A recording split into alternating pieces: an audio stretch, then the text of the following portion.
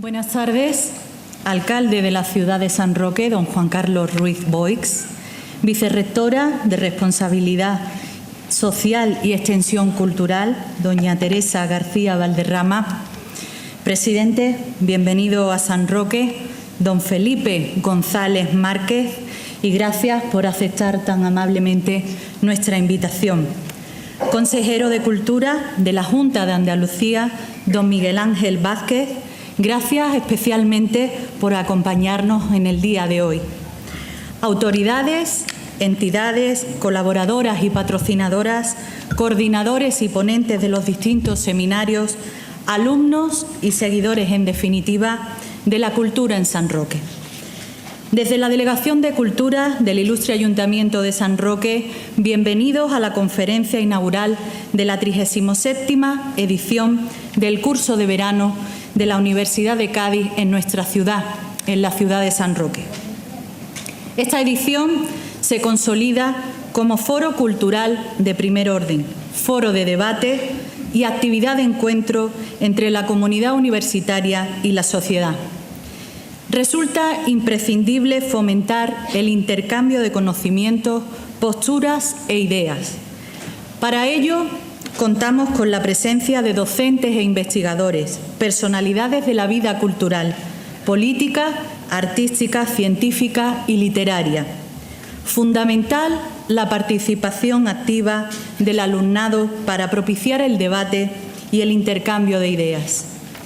Y es precisamente por la excelencia académica, por el carácter interdisciplinar de los cursos de verano y por el interés social de los temas propuestos por lo que tengo el honor, el gran honor, de presentar al ponente de la conferencia inaugural.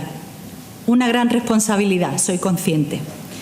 Don Felipe González Márquez, abogado laboralista, profesor universitario de Derecho del Trabajo en la Universidad de Sevilla y político en mayúscula. Tercer presidente del Gobierno de España desde la reinstauración de la democracia y secretario general del Partido Socialista Obrero Español. Pero llegados a este punto, ¿cómo traslado yo con palabras suficientes que nuestro ponente, nuestro presidente, consolidó la democracia en nuestro país? Alcanzó una sociedad más justa e igualitaria, con la universalización de la sanidad, la educación y las pensiones, que consiguió la modernización de nuestro país para equipararla con el resto de las sociedades democráticas. Su motor principal, las políticas sociales, la culminación del estado del bienestar. Si me lo permiten, voy a utilizar las palabras del propio presidente, sus palabras, en su discurso de investidura de 1982, que definen con claridad los objetivos que se marcó y que logró con creces. Un cambio hacia adelante, un cambio sintonizado con el futuro, un cambio hacia una España que progrese en paz y libertad, con la eficacia del diálogo y la participación, lo que supone necesariamente interlocutores capaces, porque es más fácil la generosidad y la lealtad desde posiciones de fortaleza que desde la debilidad que necesita recurrir con frecuencia a las armas oblicuas de la astucia. Todos tenemos que pensar en el presente y en el futuro de España, aunque sea de distinta manera, hacer compatibles esas diversas maneras y conjugarlas al servicio del interés común. Es lo que nos exigen los ciudadanos, decía. Palabras que, como ven, siguen teniendo plena vigencia, ¿verdad? Es el único de los presidentes a los que se les reconoce por su nombre y no por su apellido, símbolo de liderazgo, cercanía y respeto unido al reconocimiento. Su tenacidad cambió la realidad de este país, de muchas familias, de la mía en particular. Esto que voy a contar no viene en su biografía, pero la admiración que sentía mi abuelo materno por Felipe y la sencillez y lealtad con la que me explicaba determinados principios hacen que ambos sean responsables de que hoy me encuentre aquí. Y ahora sí, me consta que su conferencia va dirigida a uno de sus temas predilectos como experto y amante de Europa, europeísta convencido, testigo y protagonista de la construcción de Europa, Presidente, reitero mi agradecimiento y gracias por compartir con todos los presentes sus ideas sobre ese sueño todavía por culminar llamado Europa. Muchísimas gracias.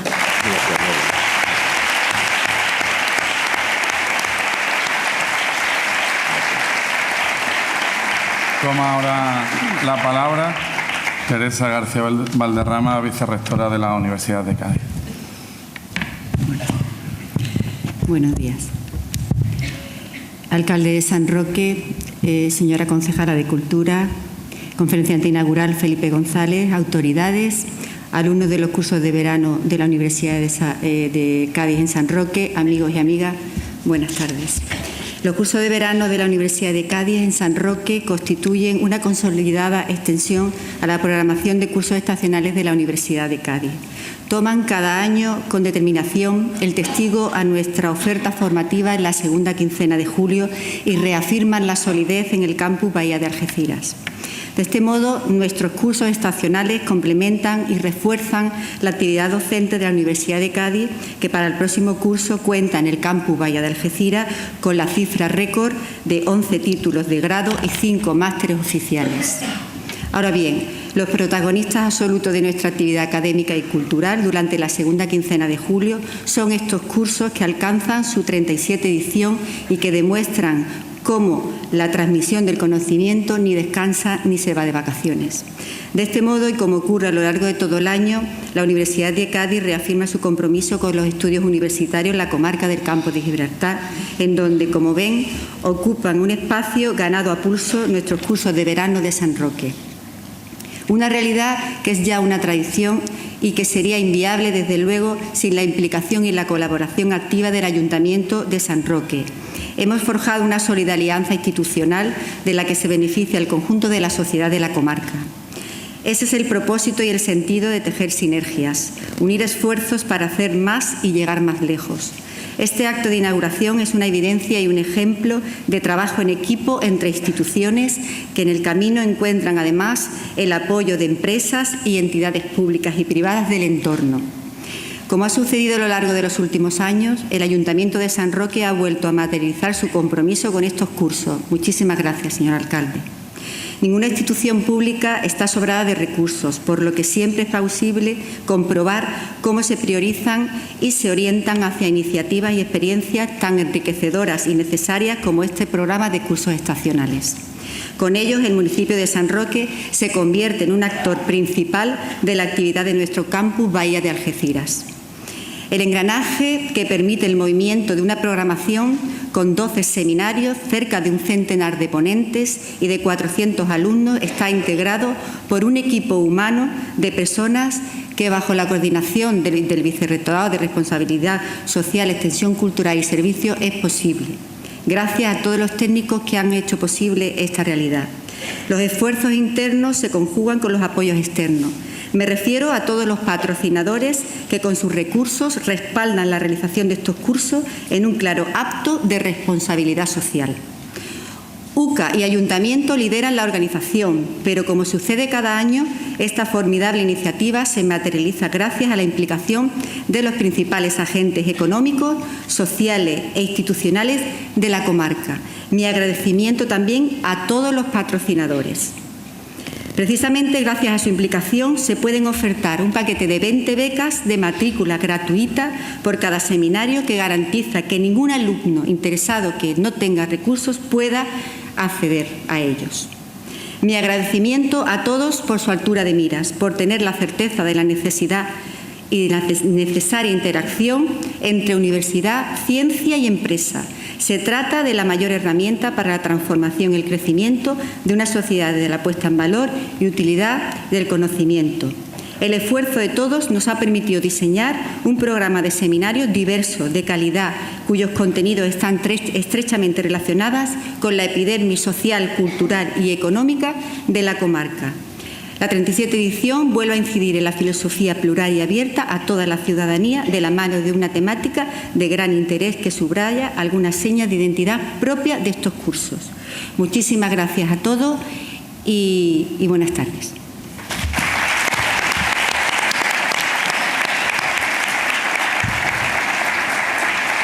Bienvenido un año más a los cursos de verano de la Universidad de Cádiz en San Roque.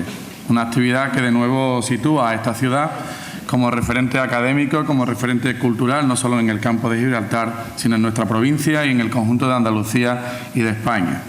Permítanme que, en primer lugar, muestre mi agradecimiento a la Universidad de Cádiz y a todas y cada una de las entidades patrocinadoras que, junto con el Ayuntamiento de San Roque, hacen posible conformar año tras año esta interesantísima y variada oferta de 14 seminarios con la presencia de prestigiosos ponentes como una atractiva oferta cultural paralela. Este año, los cursos de verano de San Roque cumplen su 37ª edición, lo que evidencia su firme raigambre con nuestra vida cultural, y la conferencia inaugural, de la que vamos a disfrutar ahora, va a ocupar sin lugar a dudas una de las páginas más brillantes en esta fecunda historia de estos cursos de verano. Nos acompaña hoy el presidente Felipe González Márquez, a quien quiero agradecer muy especialmente el que haya aceptado mi invitación, siendo muy consciente de la multitud de compromisos y solicitudes que recibe para asistir a todo tipo de conferencias y de actos. Presidente González, muchas gracias. Gracias y bienvenido a la ciudad de San Roque. Yo quería compartir con los vecinos de San Roque, con los alumnos y alumnas de la UCA en estos cursos de verano, pues algo de lo que yo pude disfrutar hace casi un año, de esas 2 horas en un almuerzo particular que quería hacer extensivo a la ciudad de San Roque, porque si yo acabé claramente obnubilado con las aportaciones que me hacías en ese almuerzo, pues hoy creo que también vas a hacernos disfrutar en esta conferencia. En la media hora de desayuno que hemos tenido, Colombia, Venezuela, Cataluña, los temas van cayendo y uno únicamente observa y observa. Yo también pregunto de vez en cuando, ¿verdad? Bueno, glosar la dimensión política de la figura de Felipe sería por mi parte casi un atrevimiento y nos ocuparía gran parte del tiempo previsto para este acto. Pero permítanme que para alguien como yo, que mis primeros recuerdos políticos son de mediados de la década de los 80 y principios de los 90, es todo un sueño poder estar hoy compartiendo este espacio con el presidente González. El presidente que más respaldo ciudadano ha tenido en democracia y responsable de los primeros pilares de nuestro Estado, de los principales, pilares del Estado de bienestar, de la educación y de la sanidad pública universal, el sistema de pensiones, entre otras muchas conquistas sociales. Además, gracias a su liderazgo, España tuvo una capacidad de influencia en el proyecto europeo de la que, por desgracia, hoy carecemos en estos momentos. El 12 de julio del 85, en el Salón de Columna del Palacio Real, Felipe González, como presidente del Gobierno, firmó el Tratado de Adhesión de España a las Comunidades Europeas. Han transcurrido desde entonces 32 años y, sin lugar a dudas, este periodo de tiempo ha sido el más fecundo, el más próspero en la historia de nuestro país. Siempre visionario y profundamente europeísta, Felipe González ya proclamó en su discurso en el acto de la firma del Tratado de Adhesión que un futuro de unidad es el único futuro posible para Europa. Este pasado mes de marzo se han cumplido 60 años de la firma de los Tratados de Roma, que marcaron el inicio del gran proyecto europeo de reconciliación y de integración política y económica, dejando atrás la tragedia de 2 guerras mundiales.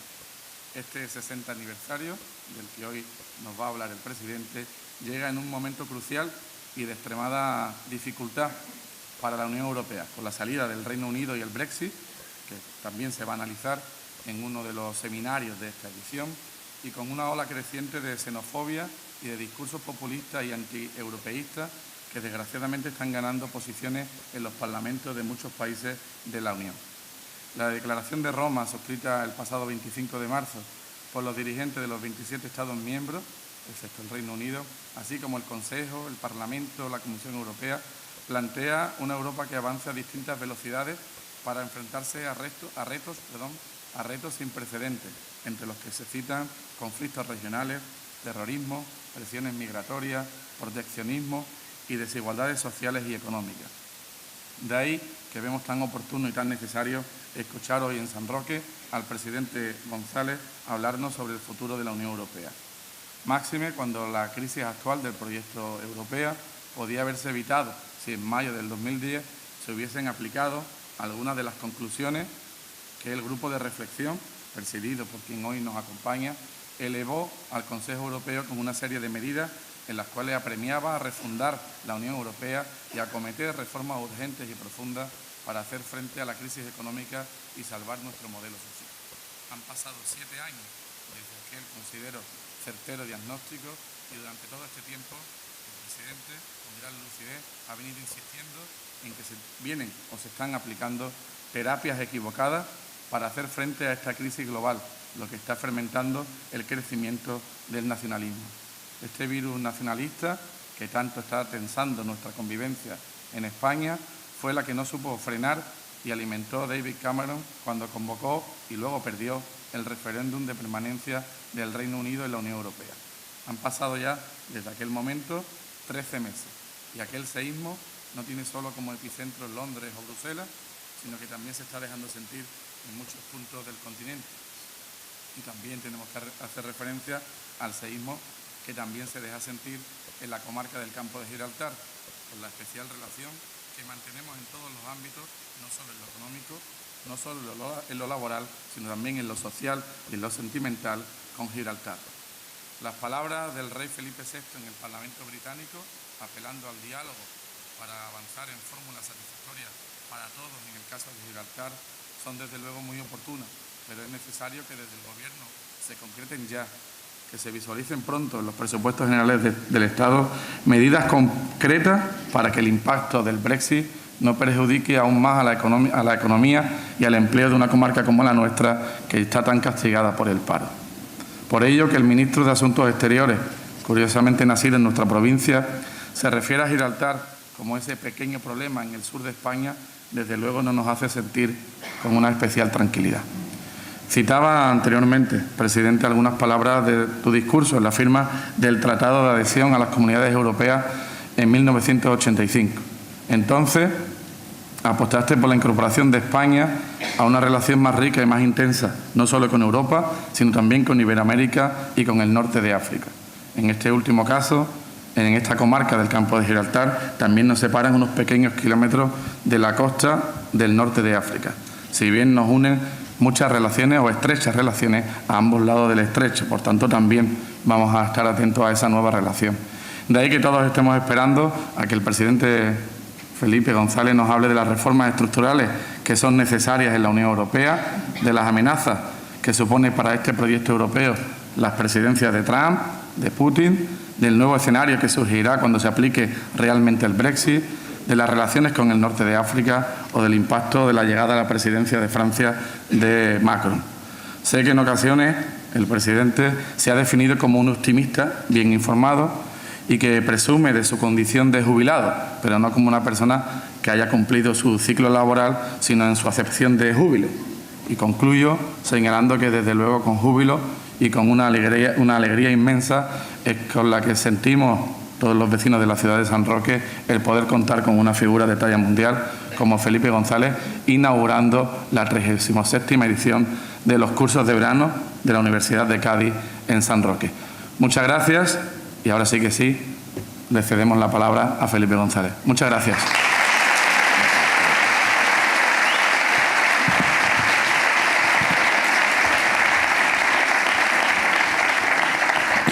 Muchas gracias, alcalde.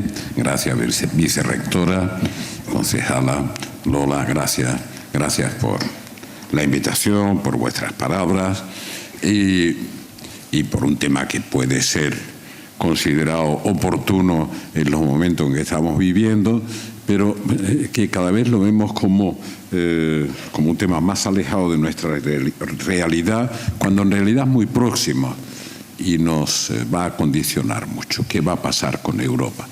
Y yo los quiero situar, porque hace 60 años que se firmó el Tratado de Roma, hace aproximadamente 32 que España se incorpora a Europa. Si miran la historia de la construcción europea, tomando el Tratado de Roma como punto de partida, que no es el punto de partida, antes hubo otro tratado que era el de la CECA, la Comunidad Económica del Carbón y del Acero. Todo tiene su sentido. ¿Por qué se empezó por ahí? En el Tratado de Roma se incluía, acuerdo comercial, pero se incluía sobre todo un tratado que era el Tratado Euratom. Cómo se podía gestionar una nueva energía que se podría convertir en decisiva para que se repitiera si se dominaba la guerra, la energía atómica. Entonces, así arranca, hace 60 años, con ese antecedente. España, que suele llegar tarde, desde la era contemporánea a casi todo, llega a incorporarse a ese club 30 años después. No tiene mucha importancia el hecho que algunas veces se recuerda, como ahora, de que estuviera al frente del gobierno cuando firmamos el tratado y el tratado de adhesión, porque ambos, el alcalde y Lola, han hecho un poco de balance de la gestión. Hace 21 años que salí del gobierno. Estuve casi 14 años. Cuando me preguntan sobre esto, enseguida vuelvo al tema de hoy, y uno, ¿qué es lo que tendría que decir cada persona que es responsable de una etapa de gobierno en la que inexorablemente, si uno toma decisiones, se producen aciertos y se producen errores? Lo único que tendría que decir en serio es decir, oiga, la España que me encontré cuando llegué a final del 82 a la presidencia del gobierno y la España que teníamos en el 96 cuando salí del gobierno, ¿he contribuido a mejorarla, sí o no? Ese es el balance. ¿Era mejor en el 96 cuando salí que en el 82 cuando llegué? Y voy a decir, en términos generales, era bastante mejor, en términos generales. En muchas de las cosas que se citan una y otra vez, incluso hoy he visto, había una carta al lector de Rubalcaba en la prensa, me ha hecho mucha gracia, porque era una carta contestando a una entrevista que ayer había hecho Rejón al periódico El País, que era bien interesante, pues exaltaba lo que tú citabas, Sistema Nacional de Salud, que aunque no lo crean la gente de las siguientes generaciones, cuando yo era un joven no existía, igual que no existía un acceso universal a la educación, eso no existía. En Francia, el Liceo francés de 1812, se puso en marcha en 1814. 1814. En España, el acceso universal a la educación hasta los 16 años se pone en marcha en 1984. Hay una pequeña diferencia entre cuando se pone en marcha ese sistema educativo en Francia y en España. Si es que nos creemos, vicerrectora, que la educación es el motor, el ascensor social, el motor del desarrollo, bueno, así como hemos llegado 30 años tarde a la construcción europea, a un sistema educativo con acceso universal, respecto de Francia llegamos un siglo y medio tarde, no, tampoco tanto, ¿no? Un pequeño retraso como el que nos suele ocurrir a veces en la historia. Bueno, después hemos puesto en marcha un motor, hemos acelerado, como siempre, las aceleraciones no son permanentes, lo que decía Obama cuando veía llegar a este imprevisible Trump, por llamarle de una manera amable, decía, no, el progreso no es lineal. A veces se producen interrupciones, desviaciones. Por tanto, uno tiene que ser consciente de eso. Pero después vemos cualquier cosa. Hoy mismo, la prensa, las cifras de la OCDE respecto de la desigualdad. Bueno, cuando salí del gobierno, teniendo en cuenta los 10 años anteriores que nos contabilizaron, decía, España es el país que más ha avanzado de la OCDE, no de la Unión Europea, que era un ámbito mucho más amplio, en la lucha contra la desigualdad, es decir, que más se ha cohesionado. Y no porque hubiera una espectacular subida de salarios, no, sino porque la sanidad y la educación eran un elemento de redistribución que superaba una época histórica en que tener a un familiar enfermo del riñón suponía pues tener que vender el pedacito de tierra del pueblo de mi madre, por ejemplo, y tener que emigrar como mínimo a Cataluña, cuando no a Francia o Alemania. Por tanto, era un elemento de redistribución de renta y de bienestar, pero enfatizo redistribución de renta. Bien, como no todo es permanente ni lineal, hemos vuelto a tener un récord en el último año, 2016, y ahora somos el penúltimo por la cola de la OCDE en crecimiento de la desigualdad.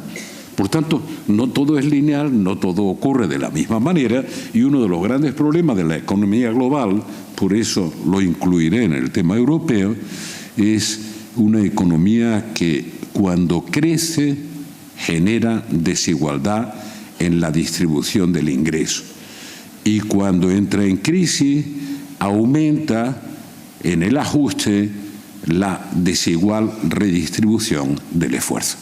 Por tanto, es desigual dramáticamente en el ajuste y es desigual dramáticamente en el crecimiento. Y nosotros tenemos que disponernos a luchar, a combatir contra eso. Y les aseguro que eso no depende de la autoafirmación. Yo hago tal cosa porque yo soy tal cosa. Yo soy lo que hago, no lo que digo que soy, lo que hago. Si estoy dispuesto a luchar contra las desigualdades y lo consigo, eso es lo que soy. Si digo que voy a acabar con las desigualdades y no hago más que gritar, eso es lo que soy. Por tanto, es importante que seamos capaces de reflexionar por el futuro que tenemos por delante, que no es fácil, pero que es mucho menos difícil que el que me encontré en el 82. Todo el mundo se agobia, mucho menos. No fácil, es muy complejo. La revolución tecnológica es un fenómeno que merece la pena considerar. Verán, durante siglos Europa se ha mirado el ombligo como el centro del mundo con una cierta razón, porque de Europa salía casi todo, desde el Renacimiento a la Revolución Industrial, y por tanto Europa tenía un peso extraordinario, y hablo no de la Europa unida o de la Europa de los tratados, sino de la Europa de las naciones, la que ahora se vuelve a poner, digamos, como en cierto modo en marcha negativamente respecto de la Unión, pero fue un factor absolutamente decisivo a nivel mundial, porque protagonizaba la innovación, porque protagonizaba el desarrollo científico-tecnológico, pero también protagonizaba una manera de ver la cultura y la civilización. Pero ¿qué es Europa hoy, dentro del contexto mundial? Esa Europa a la que nos referimos, bueno, es la Europa de los 27, porque Cameron, como decías, decidió quemar la casa para salvar los muebles y se quedó sin casa y sin muebles, el muy estúpido, en ese referéndum sobre el Brexit que creía que iba a ganar y que nunca lo hubiera dicho su antecesora Margaret Thatcher. Pero bueno, ahora somos 27. Mire, Europa entera, la de hoy, que ya incluye a los países del centro y del este de Europa, la Europa de unos 500 millones de seres humanos, hoy es el 7% de la población mundial. Y en el 2050, tal como progresa nuestra demografía y nuestra natalidad, seremos aproximadamente el 5% de la población mundial. Y si ven el mapa, que es interesante, aquí, en esa esquina, acaba Europa territorialmente. No somos un continente, somos un pequeño trozo del suroccidente del continente euroasiático. Nosotros somos un cachito, el suroccidental. Muy interesante, porque de aquí han nacido miles de cosas, compartiéndolo en el Mediterráneo. Muchas civilizaciones, no las únicas. La civilización china pues ya tenía a Confucio hace 2500 años. Pero de este pequeño rincón de Eurasia han salido muchas cosas, muchas. Por tanto, si además empezamos a decrecer en términos relativos, primero porque baja nuestra población y segundo porque crece la población en otras zonas del mundo, en Asia o en África, que empieza aquí al lado, pues nosotros perdemos relevancia desde el punto de vista de la población, ¿verdad? Es lógico. pasamos a ser el 7% aproximadamente, seremos el 5% dentro de 30 años de la población mundial. ¿De dónde podría venir nuestra relevancia? De que seamos capaces de ser creativos, de innovar, de proponer cosas. Me preguntaban hace 3 años y me dolió. Decían, oiga, contéstenos esta pregunta y abrimos un debate. Europa, 2 puntos, museo o laboratorio. Bueno, en los últimos siglos hemos sido un laboratorio de ideas, de producción de ideas, de creatividad, etcétera. Pero también hemos sido un museo. Yo no quiero que renunciemos a ser un museo y un laboratorio, pero no me resigno a que seamos, pese a mi vocación y mi lucha, el museo que vienen a ver como algo que está ahí, como diría Gila, como el Partenón griego, como un resto de la historia que vienen a ver los nuevos ricos del mundo. No me resigno a que sea eso. Claro que quiero preservar ese patrimonio. Ahora cuando entramos de nuevo en la ciudad de San Roque, digo, la ciudad de San Roque. Esto que uno tiene como impresión, yo voy tanto por América Latina, tanto por Estados Unidos, por lo que sea, bueno, hay muy pocos lugares del mundo donde se pueda tener detrás una historia, y una historia que se nota, y que se nota en términos de cultura, en términos de lo que llamo esa cosa que me decía museo o laboratorio, pero no podemos dejar de ser un laboratorio. Por tanto, miren, 60 años del Tratado de Roma, 30 años desde que estamos presentes ahí, 3 décadas, y una década que es la última en crisis. Cuando un europeísta como yo habla de la cuádruple crisis que enfrenta Europa, muchos de los europeístas dicen, atención, atención, que les va a dar argumento a los antieuropeos. Al contrario. O vemos críticamente las cosas o no tendremos un camino para encontrar respuestas y dar soluciones. ¿Que eso alimenta a los antieuropeos? No, lo que los alimenta es que no queramos mirar las cosas de cara. Por ejemplo, en las palabras del alcalde ha habido una referencia al nacionalismo, a los populismos, etc. Sí, yo he repetido ya que antes de hablar críticamente de los populismos que existen, que es un fenómeno interesante, que hay que ver, antes de eso hay que preguntarse ¿qué hemos hecho mal los que no nos consideramos populistas para que el espacio se haya abierto tanto? Para la demagogia, sea de Marine Le Pen o de Mélenchon. Porque eso no surge como una hierba mala espontáneamente. Si nosotros no analizamos críticamente cuáles son los errores que cometemos, no sirve echar la culpa a otros de que hagan planteamientos demagógicos, no sé cuánto y tal. Por eso, vuelvo a la dimensión de lo que somos. Extremo suroccidental de Eurasia, ese extremo suroccidental acaba ahí, en esa esquina, en el estrecho de Gibraltar, ahí termina, pero viene desde Asia, desde China, todo ese continente. Representamos el 7%, con tendencia a bajar al 5% del mundo, y en términos de generación de riqueza, seguimos siendo, pese a la crisis, el continente con mayor potencia comercial, la parte del continente ahora, mayor potencia comercial, mejor nivel de renta, mejor cohesión social, perdiendo. Pero estamos perdiendo relevancia, tanto demográficamente como políticamente. Europa es menos relevante para los ciudadanos europeos, de ahí el euroscepticismo. Europa es menos relevante para los vecinos. ¿Qué pesa Europa en la aportación de soluciones para la tragedia siria? Si lo piensa uno bien, dice, bueno, es que se está volviendo irrelevante. Es que es difícil identificar la posición de Europa. Y la única manera de ser relevante para los demás es que también seamos relevantes para los ciudadanos. Dentro de la dimensión que tenemos, Pero yo no estoy dispuesto a resignarme.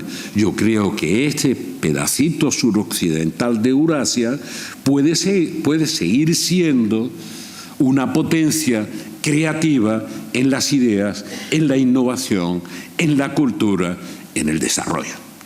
Pero tenemos que ponernos las pilas, no nos viene de ningún lado. Ahora bien, ¿por qué soy europeísta? Porque si juntos vamos a terminar siendo el 5% y somos el 7%, por separado, uno a uno, empezando por el más grande, Alemania, ¿qué somos en ese mundo que llamamos de la globalización? No somos nada. Por eso me resulta tan chocante esta reaparición de los nacionalismos. No, es que éramos muchos y parió la abuela que decía uno, somos pocos y de verdad nos queremos dividir para ser menos significativos, menos relevantes. Cuesta trabajo creerlo, ¿verdad? ¿De verdad queremos renunciar a tener un proyecto europeo a pesar de los errores en los que voy a entrar ahora, cuando todos juntos como europeos significaban muy poco? Bueno, me sitúo solo 4 palabras en por qué se firmó el Tratado de Roma. La gente se olvida. Ahora estamos conmemorando, que significa traer a la memoria lo que se hizo en marzo del 57, que fue firmar. Entró en vigor en enero del 58 ese nuevo tratado, y antes se había firmado el Tratado de la CECA. Mucha gente ve con desprecio lo que sea. No tenía importancia, eran temas comerciales y tal. Miren, veníamos como europeos, nosotros vivíamos en los márgenes del sistema, veníamos de 2 guerras mundiales, provocadas por Europa, es decir, por las potencias europeas, no por Europa, que era una abstracción. Y se firmó un tratado que era el de la CECA, previamente, carbón y acero. ¿Por qué tiene importancia firmar un tratado sobre el carbón y el acero? Porque el carbón y el acero eran los materiales imprescindibles para la guerra clásica. Por tanto, quien dominaba la cuenca del Ruhr y tenía el carbón y el acero, por eso la pelea permanente de Francia y Alemania por dominar el Ruhr, tenía una ventaja relativa muy importante en la guerra entre las naciones para el dominio de Europa.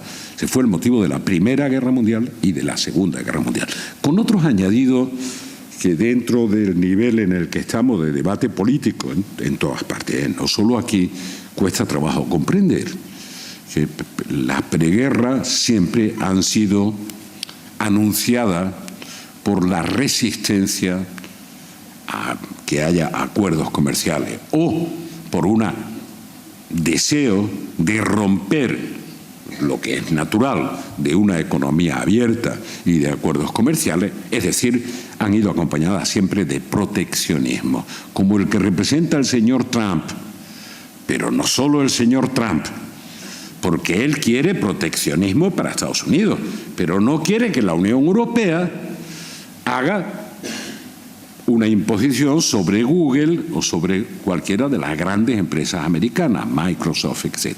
O sea, él dice, el mercado de Estados Unidos para nosotros y el vuestro también para nosotros. Esa es la teoría. Y esa teoría ha llevado a 2 conflictos mundiales con otros añadidos. Por tanto, se firmó el Tratado del Carbón y el Acero. Y hace 60 años se firma en el Tratado de Roma también el Euratom. El Euratom, que era el nuevo carbón y el acero del futuro, que era la nueva fuente de energía que genera la bomba atómica y, por tanto, una hegemonía para dominar a los demás. Y deciden, con buen criterio, que había que salir de la patología de la guerra y del enfrentamiento y había que entenderse, poniendo en común aquellos instrumentos que permitían la división, el enfrentamiento y la guerra. Esa es la razón del Tratado Euratom. Y eso fue lo que ocurrió hace 60 años. Una pequeña tontería. Queríamos que no se repitieran más las guerras mundiales, queríamos salir de la patología de la guerra a la ética de la paz.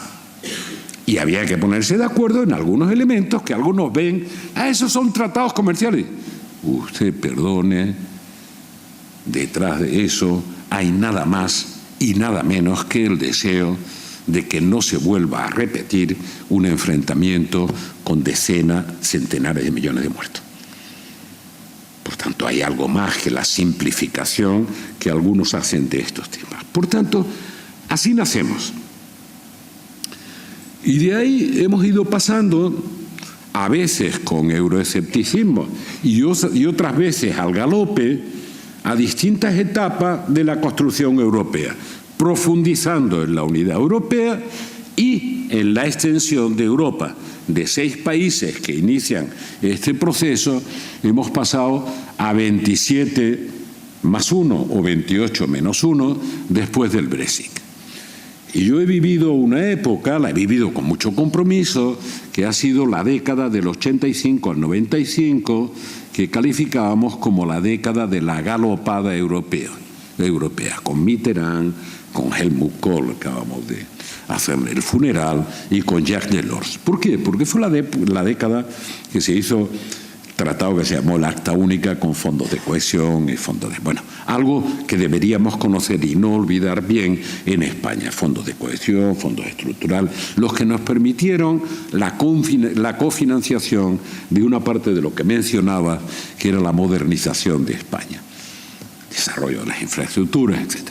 Y después pasamos a discutir el Tratado de la Unión Europea, y en medio de la discusión del Tratado de la Unión Europea se cae o derriban el muro de Berlín y cambia el escenario de la historia europea y de la historia del mundo. A partir de ese momento, con la liquidación de la política de bloques, la desaparición de la Unión Soviética, la unidad de Alemania, etcétera, etcétera, y un escenario completamente distinto. Cuando discutíamos el tratado estábamos pensando en un tratado para 15, pero de pronto el mundo cambia y hay que adaptarse a una nueva realidad sin la agilidad suficiente, como es lógico, porque cuando discuten entre muchos países, pues el carril se fija y es muy difícil desviarse de ese carril sin consecuencias. Por tanto, hicimos el esfuerzo del Tratado de la Unión Europea. Algunos dicen ahora que avanzamos demasiado, que había que haber ido más lento.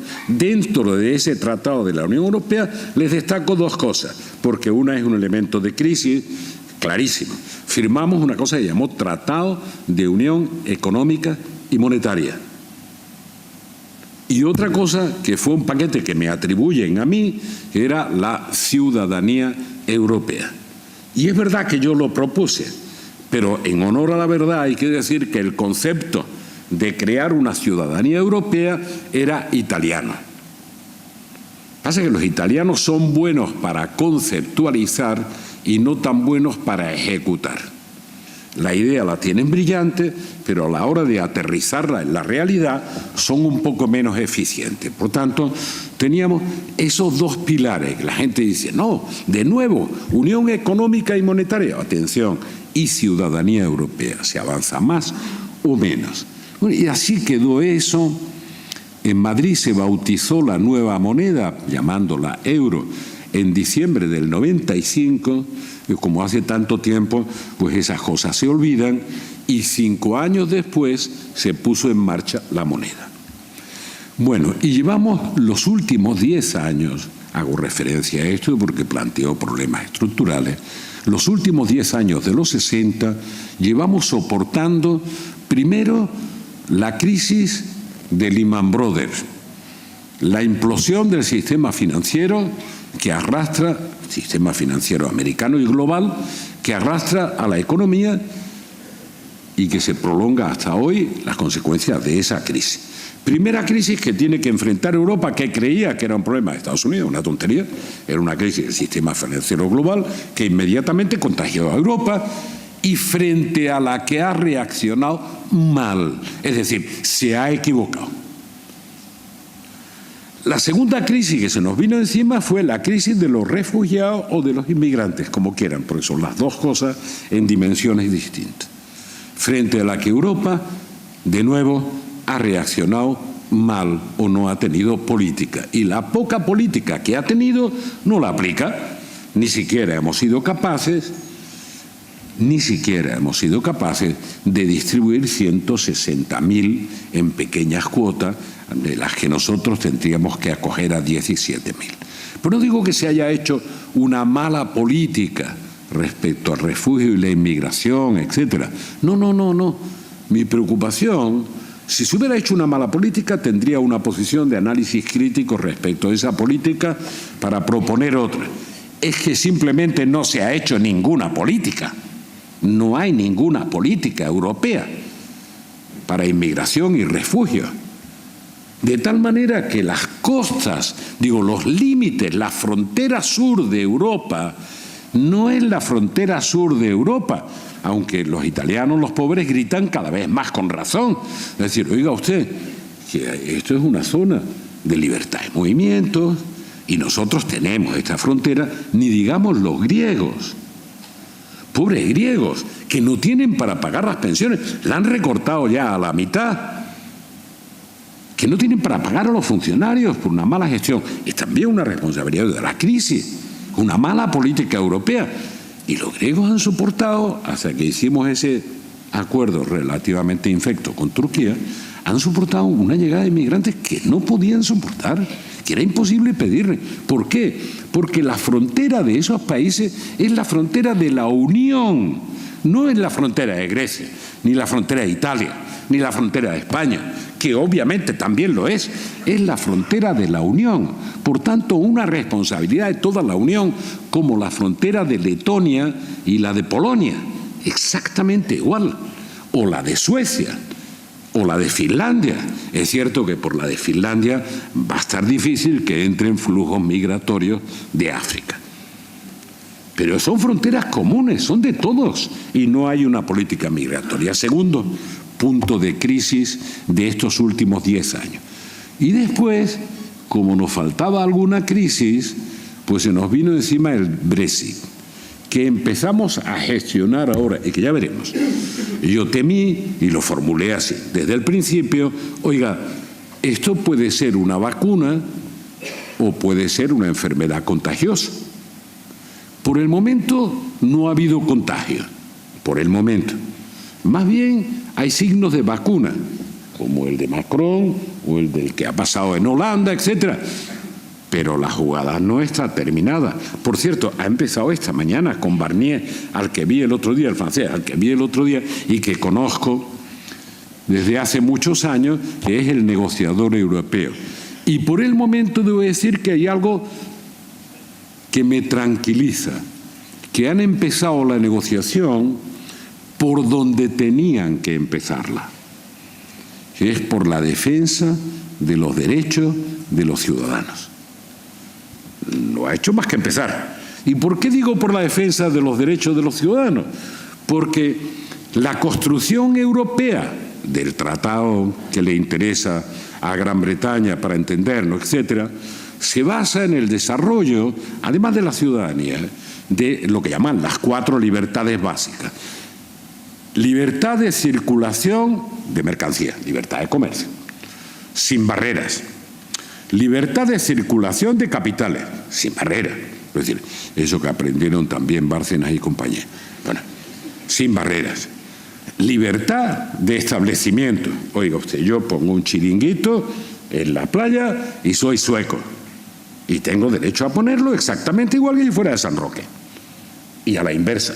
No le recomiendo que pongan un chiringuito en una playa sueca porque hace un frío del carajo, imposible. Bueno, y libertad de circulación de personas. 4 libertades. 1, 2, 3, 4. Se supone, en la idea original de la construcción europea, que hay un elemento definitorio que se llama economía social de mercado. Economía social de mercado. No economía de mercado, economía social de mercado. Por tanto, la libertad de circulación de personas en la concepción europea original, por eso soy crítico, supone que el resto de las libertades están al servicio de la 4ª. que es la libertad de las personas. Sin embargo, tal como se ha percibido el Brexit en Gran Bretaña, hecho no, nosotros queremos estar en el mercado interior sin fronteras.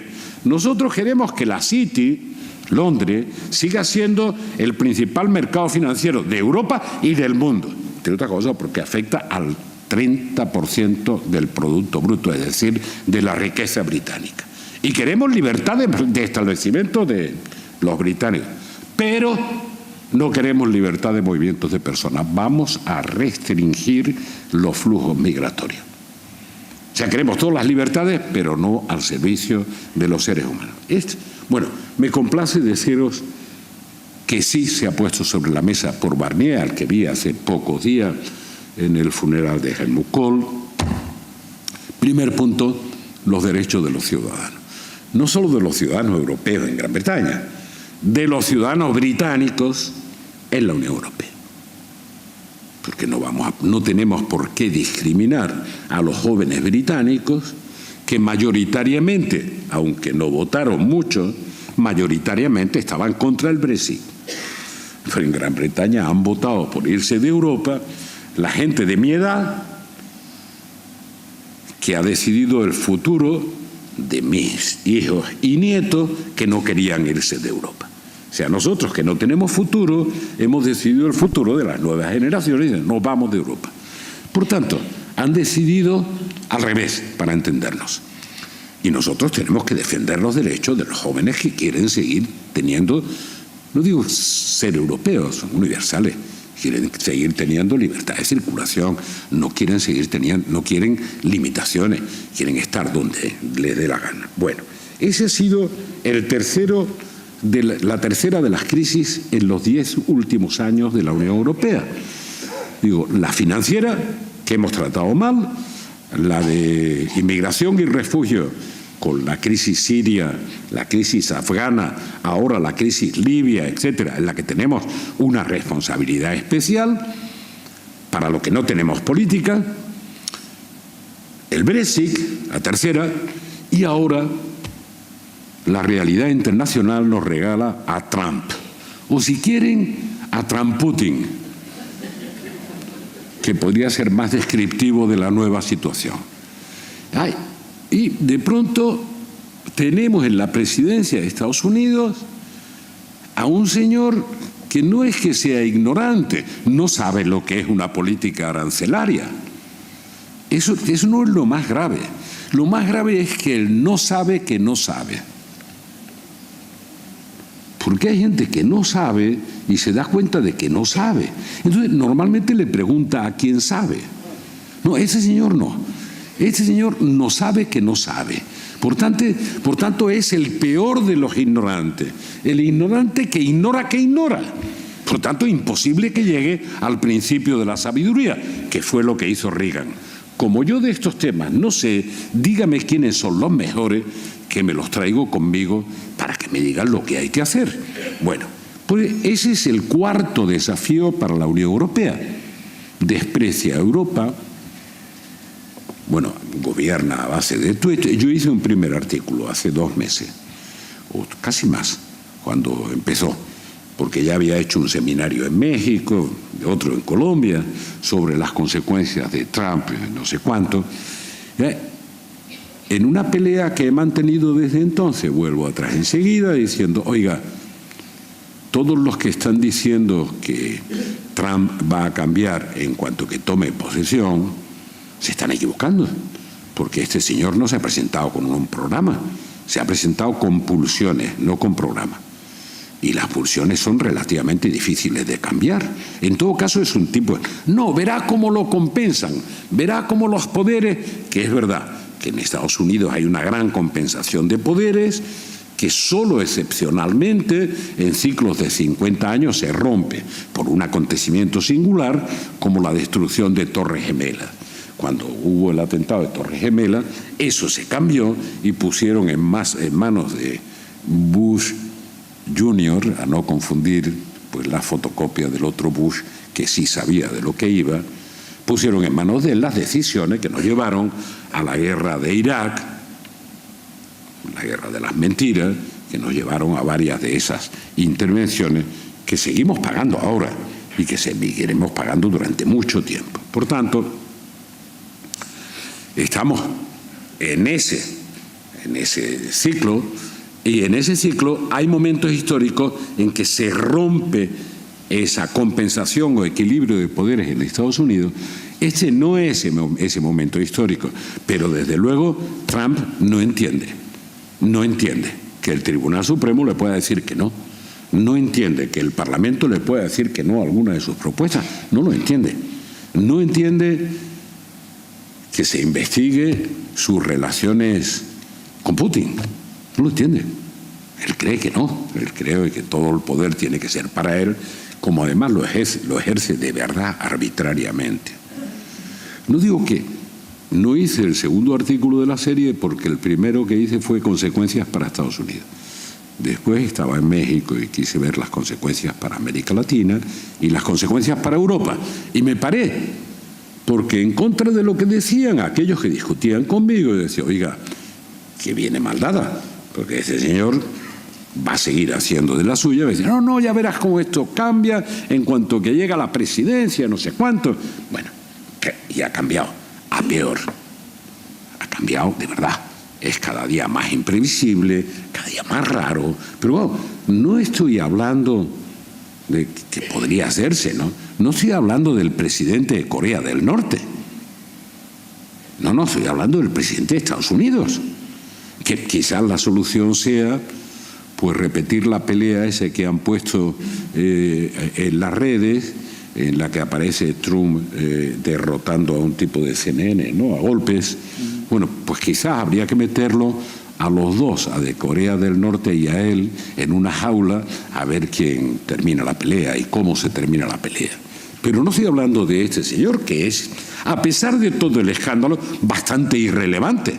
Estoy hablando de la que todavía hoy es la primera potencia del mundo, aunque este hombre hará todo lo posible para que deje de serla.